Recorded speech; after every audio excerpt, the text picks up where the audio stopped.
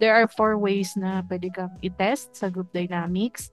It could be group yourselves into 10 and present and a song and dance number to the panel. The way I cope with it as an introvert myself is na maintindihan ko para saan ba to at saka ano ba, paano ba ako papasa sa ano na to.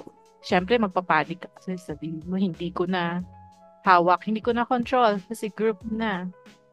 Okay? Sometimes kasi pag nag-song and dance number, yung buong group tanggal or buong group except sa isang person. Nangyari din yun. No? So, pag gano'n naman, yung situation, na scenario na maharap mo, usually, they just wanna see sino yung nag-try mag-effort na get to know their team.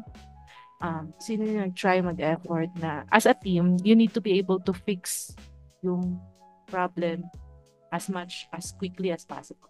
So meaning, na-reach nyo agad yung goal na magkaroon ng song and dance number. So kung marami pang, kasi 10 minutes lang yan or 20 minutes, nag-cooperate kayo na magawa nyo yung goal nyo as fast as you can. Doon kayo sa mga bases na yun gina-judge.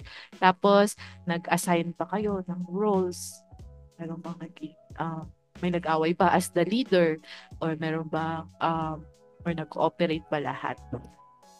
Do you have that, ikaw yung nagbo-boost ng moral ng group? Napansin ba nila na ikaw yung parang nagbo-boost ng moral? Would be a reason na kahit nag-fail yung presentation, ikaw pa rin yung kukunin. Alam mo yon. That's how you will survive this.